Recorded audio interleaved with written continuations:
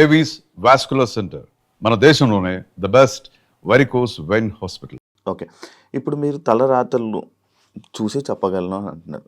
నా దగ్గర ఏం కనబడుతుంది, ఏమైనా ఉన్నాయా, నాకేమైనా చెప్పగలరా మీరు? ఎందుకు చెప్పలేం, చెప్పండి. సరే, మీరు ఏ సంవత్సరాలు పుట్టారు నాకు ఒకసారి చెప్తారా? 96. 96లో పుట్టారు. ఏ విషయం మాట్లాడుకుందాం మన ఇద్దరం? మీరు సరే, మీ హ్యాండ్లో ఏముందో నాకు తెలియదు, మీ ఫేస్ నేను చూస్తున్నాను, మీ ఫేస్ చూసి నేను మాట్లాడతాను. కొన్ని విషయాలు ఎందుకు మాట్లాడుతున్నానంటే అది సబ్జెక్టు కాబట్టి నిరూపణ చేయడానికి, అంటే నిరూపణ మీన్స్ నేను నిరూపణ చేయడానికి గొప్పవాడిని కాదు, బట్ ఆ సబ్జెక్ట్ మనం చెప్పుకోవడానికి నమ్మకం కలిగించడానికి. ఇప్పుడు మీరు జరగబోయేది చెప్తున్నారా లేకపోతే ఆల్రెడీ జరిగిపోయిందే చదువుతాం. జరగబోయేది ఎందుకు? జరగబోయేది రేపు ఎప్పుడో జరుగుతుంది, అప్పుడు నేను ఉంటాను మీరు ఉంటారో అది వేరే విషయం. ఈ రోజు ఏం జరుగుతుంది, రేపు ఏం జరిగింది, ఎల్లుండి ఏం జరుగుతుందో జ్యోతిశాస్త్రం చెప్తుంది. మీకు ఏ విషయం గురించి కావాలి?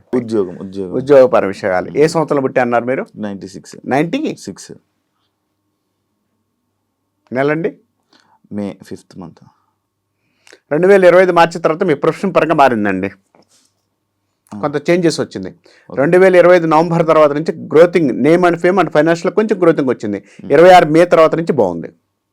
26 మే నుంచి బాగుంది. ఇప్పుడు ఈ మే అయిపోతే బాగుంది. ఈ మధ్యలో నాకు బాగోదు.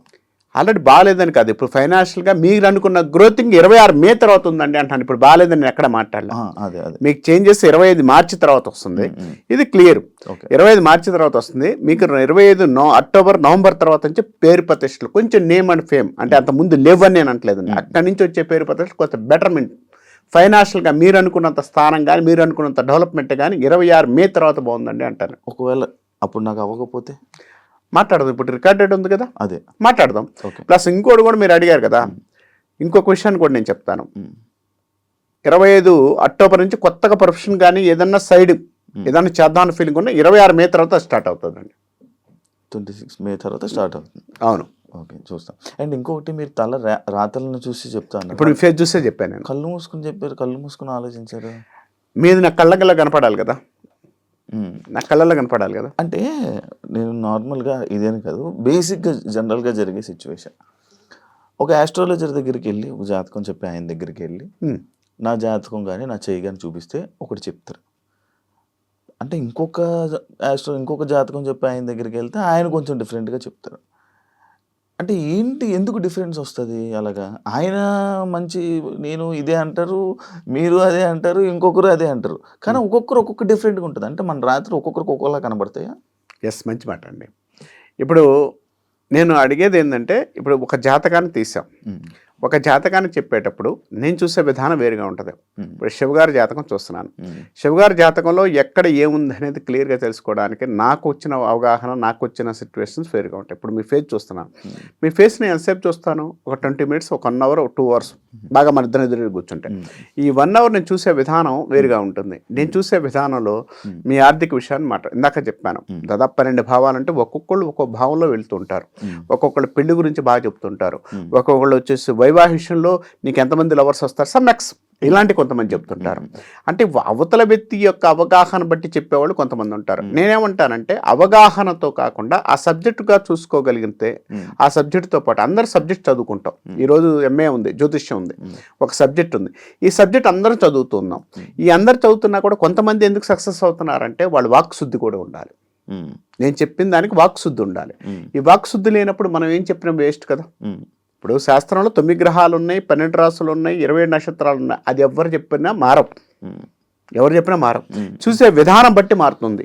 ఈ విధానంలో ఎక్కడెక్కడ ఏం మారుతుంది ఏంటి అనేది చూసుకున్న తర్వాత మన జాతకంలో అక్కడ ఉన్న గ్రహస్థితులు బట్టి అక్కడ నువ్వు వచ్చిన టైం బట్టి అక్కడ నీ ఫేస్ బట్టి ఇక్కడ నేను దాదాపుగా 12 రకాలు చూస్తాను నేను. ఓకే, ఎందుకు ఎవ్రీథింగ్ మీరు చెప్పగలరు? చూసుకోవాలి, ఎవ్రీథింగ్ చెప్పొచ్చు. కానీ నేనేమంటానంటే ఈ 12 భావాలు చూడడానికి ఒక మనిషి క్యాలిక్యులేటర్ చాలా ఎక్కువగా ఉంటుంది. నేను ఆలోచించుకొని దాన్ని బట్టి నేను రిజల్ట్ ఇస్తుంటాను. ఒక వ్యక్తి ఎందుకు ఇవ్వడం లేదు, ఒక వ్యక్తికి మీకు ఎందుకు సమాధానం కరెక్ట్గా లేదండి అంటే 100%. ఇప్పుడు నేను చెప్పే విధానంలో ఆ రోజు ఉన్న సిచ్యువేషన్ బట్టి కూడా నాకు గ్రహస్థితి మారితే నాకు కూడా ఇబ్బంది పడ్డ టైం, దరిద్ర టైం ఉందనుకోండి, మీతో మాట్లాడేటప్పుడు నాకు కూడా నెగటివ్ వస్తుంది. కానీ ఇక్కడ విషయం ఏంటంటే సబ్జెక్ట్ క్లియర్గా చదువుకొని ఆ సబ్జెక్ట్ చెప్పేటప్పుడు వాళ్ళ తన జాతకంలో ఏ పరిస్థితులు ఎలా ఉన్నాయి అంటే చూసుకునేటప్పుడు ఒక్కొక్కరు ఒక్కొక్క విధానం ఫాలో అవుతుంటారు. ఇక్కడ ఫాలో అయ్యే విధానం బట్టి వాళ్ళ యొక్క రిజల్ట్ అనేది వస్తూ ఉంటుంది.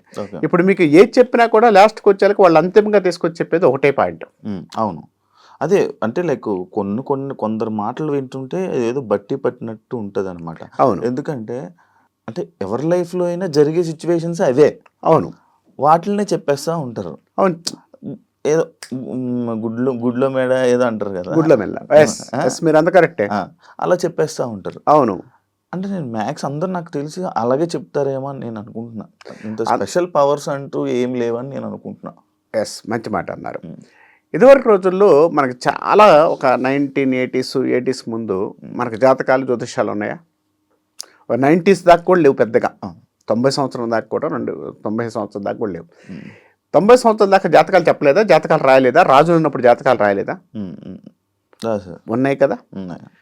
దానికి సంబంధించినంత వరకు కూడా ఒక జ్యోతిష్యుడు కానీ ఒక పంచాంగకర్త కానీ అక్కడ కూర్చున్నప్పుడు ఒక రాజు వచ్చి అతన్ని పోషించేవాళ్ళు. రాజ్యానికి సంబంధించినంత వరకు పోషించి అన్ని చేసేవాళ్ళు.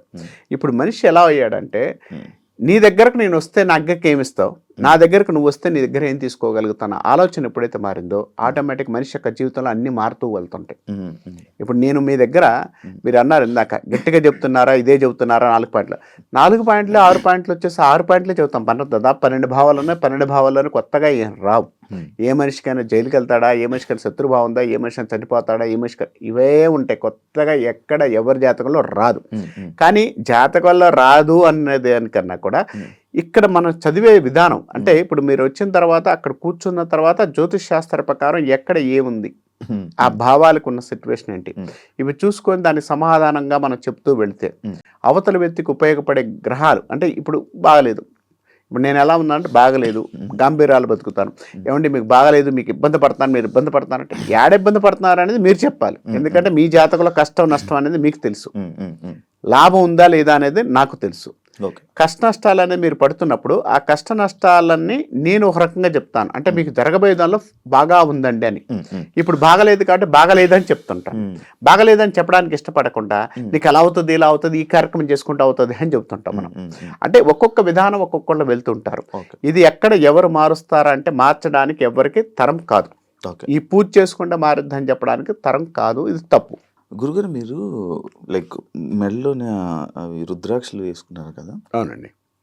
అంటే స్వామిలు అంటే వేసుకోవాలా, గురూజీలు అంటే? అది వేసుకోవడం కాదు. ఇప్పుడు నాకు రుద్రాక్షలు వేసుకోవడం చాలా ఇంట్రెస్ట్. రుద్రాక్ష వేసుకుంటేనే స్వామీజీ అనుకోవడానికి లేదు. నేను ఇదివరకు చాలా బొట్లు పెట్టేవాడిని, ఇప్పుడు బొట్టు కూడా పెట్టడం చిన్నది తగ్గిస్తాను. అంటే ఇది పెట్టుకుంటేనే జరుగుతుంది, ఈ పెట్టుకుంటేనే కరెక్ట్ అనే పద్ధతి ఉందా అంటే, ఎందుకనంటే చందనం అనేది ఇక్కడ మనం పూసుకోవడం వల్ల శివుడికి సంబంధించినంతవరకు కూడా ఒక ఈబూదిని పూసుకోవడం వల్ల మన ఆయు ప్రమాణం పెరుగుతుందని చెప్పారు. అంత మాత్రం పూసుకుంటాను కాదు, నేను పూసుకుంటాను, పొద్దున పూట పెట్టుకుంటాను, హ్యాపీగా చేసుకుంటాను. రుద్రాక్ష అనేది శక్తివంతమైనది. ఇది ఎట్లా వస్తుందంటే మనకు చెట్టు నుండి నేచర్లో వచ్చింది, ఈ నేచర్లో వచ్చిన శక్తి కలిగింది కాబట్టి ఇది వేసుకోవడం వల్ల నాకు మనశ్శాంతి వస్తుంది. ప్లస్ ఇంకోటి ఏంటంటే జనాల దృష్టి, ఇప్పుడు మీరు నాతో మాట్లాడుతున్నారు, నా మొహం చూస్తున్నారు, రుద్రాక్షలు చూశారు అంటే రుద్రాక్షలు అనేది ఆకర్షించబడి కొన్ని దిష్టి దోషాలు కూడా తగ్గుతాయి ఉద్దేశంతో కూడా అనుకోవచ్చు. కానీ రుద్రాక్ష ఏంటంటే శక్తి ఇస్తుంది, మానసికమైన సంతృప్తిని ఇవ్వడానికి అవకాశం ఉంటుంది. నువ్వు ఎంత సంపాదించినా, ఏం చేసినా, ఏం చెయ్యాలనుకున్నా కూడా ఇక్కడికే వెళ్ళిపోతావు అని చూపిస్తుంటాం. అంటే మీకు సంతృప్తి లేదంటారా? సంతృప్తి ఉంది కాబట్టి రుద్రాక్ష తిరుగుతున్నా. అంటే అది అంటే మనకి సంతృప్తి కానీ లేకపోతే మనకి మనశ్శాంతి లేకపోవడం వల్ల, అంటే మనశ్శాంతి ఇస్తుంది కదా రుద్రాక్ష. ఇప్పుడు మరి మనకి మనశ్శాంతి లేక రుద్రాక్ష వేసుకొని మనశ్శాంతి కోసం వేసుకున్నారు. మంచి మాట అండి. మనశ్శాంతి అని కాదు, ఇక్కడ మీరున్నారు, మీరు దగ్గరకు వచ్చారు, మాట్లాడుతున్నారు, మీ యొక్క ఎనర్జీ అంతా నేను తీసుకుంటున్నాను, negative energy or positive energy ఏది ఉన్నా కూడా నేను తీసుకుంటున్నాను. మీరు కొంతమందితో మాట్లాడుతున్నప్పుడు హ్యాపీగా అనిపిస్తుంటుంది, కొంతమందితో మనం మాట్లాడామనుకోండి చిరాకు ఇబ్బంది అనిపిస్తుంది. ఈ ఇబ్బంది అనేది మనం తప్పించుకోవడానికి ఏ మార్గం చూడాలి? మీరేం చేస్తుంటారు, మీరు చెప్పండి, నేను చెప్తాను తర్వాత. ఒక్క నిమిషం పక్కలతోటి ఇది చేసి స్కిప్ చేసేస్తారు, మాట్లాడండి, సైలెంట్ ఉంటారు, లేదా కాఫీ తాగుతారు, లేకపోతే ఇంకోటి వెళ్తారు. నేనేం చేస్తాను, మీతో మాట్లాడి నాకు నెగిటివ్ వస్తుంది, బాగా శక్తి వస్తుంది. నాకు శక్తి ఇచ్చి కలిగిన శక్తి రుద్రాక్షకు ఉంది, ఈ రుద్రాక్ష ఎనర్జీ ఇస్తూ ఉంటుంది నాకు. నేనేంటంటే పద్దాకలు మీరు సిప్ చేసినట్టు నేను చేయలేను కదా. ఇప్పుడు ఏదో బాధలో వచ్చాడు, ఏదో నెగిటివ్లో ఒక అతను వచ్చాడు, అతను చెప్పే ఒక అర్ధ గంట కానీ 10 నిమిషాలు కానీ వినాలి. అతను వచ్చిన అరసెకండ్లో నాకు తెలుస్తుంది. భగవంతుడు నాకు ఆ విధానం ఇచ్చాడు. ఆ ఇచ్చినప్పుడు నేను తెలుసుకున్నప్పుడు ఆ తెలుసుకొని ఆ అర్ధ గంట కానీ 10 నిమిషాలు కానీ వినాలంటే నాకు శక్తి ఎంత కావాలి? తట్టుకోలేను అవతల వ్యక్తి. ఆ తట్టుకోలేనప్పుడు సంతృప్తి కోసాన్ని కాదు, ఆ శక్తి మనలో ఏదో ఒక ఇవ్వాలి. నేను కూడా మనిషినే కదా. అవును. కాబట్టి మనిషిగా ఉన్నప్పుడు కామన్గా నాకు వచ్చే కర్మలు, నాకు వచ్చే ఇబ్బందుల నుంచి కొంత తగ్గించడానికి నాలో శక్తి పెంచుకోండి, నేను ఒక శక్తిని ఏదో ఒకటి తయారు చేసుకోవాలి. ఓకే. అదే రుద్రాక్ష అనుకోండి. ఓకే.